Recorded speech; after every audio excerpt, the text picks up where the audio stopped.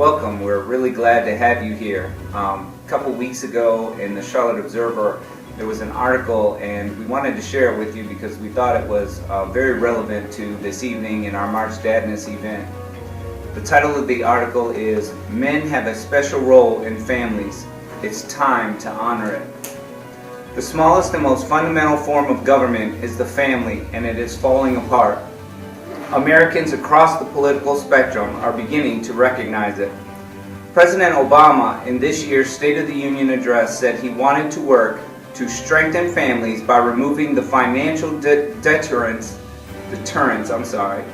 to marriage for low-income couples and doing more to encourage fatherhood, because what makes you a man isn't the ability to conceive a child, it's having the courage to raise one.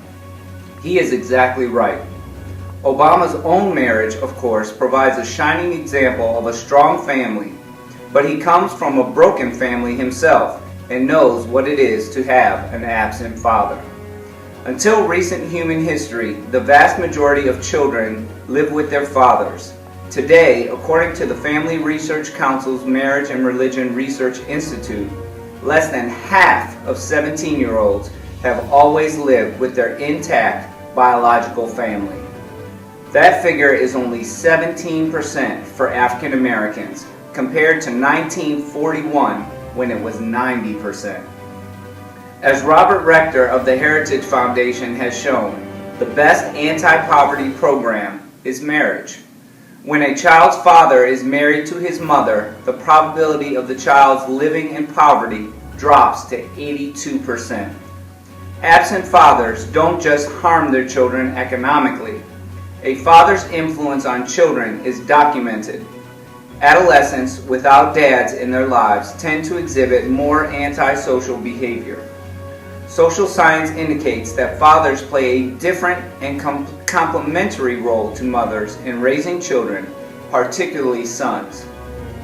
A story told by James Dobson in the book Bringing Up Boys vividly illustrates the real consequences of fatherless homes. He describes an outreach ministry that visited a prison to help inmates easily send cards to their mothers on Mother's Day. The event was a spectacular success, Dobson writes, so the ministry decided to do a similar event for Father's Day. But on that day, not a single inmate sought help to send his father a card. This anecdote reflects that we know from social science and Census Bureau data, fatherless homes are more likely to be the starting place for those who end up in the criminal justice system. All of this is not to blame single mothers, many of whom are doing the best they can under difficult circumstances. They would be the first to say how tough it is to go it alone. It is especially important for civil society groups, congregations, and extended families to do their best to support single parents. Mentoring from older men can be a great encouragement to young men whose fathers aren't around. So we thank you, mentors, for being here. Instead of relying on backup plans, though, we'd all be better off with more fathers and intact families. Fathers are the first line of defense, and along with mothers, the most important people in the lives of children. If American culture doesn't honor the role of fathers, young people won't understand the importance of young men growing up in responsibility. Rather than honoring fatherhood, though, too often our society minimizes the importance of fathers in the home.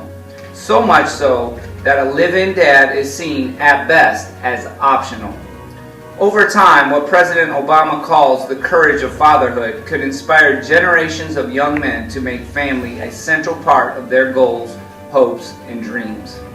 But America's parents, educators, and other cultural leaders should explain why dads are so invaluable. Writing Jim Trellis cites a study showing that boys whose fathers read to them scored significantly higher in reading.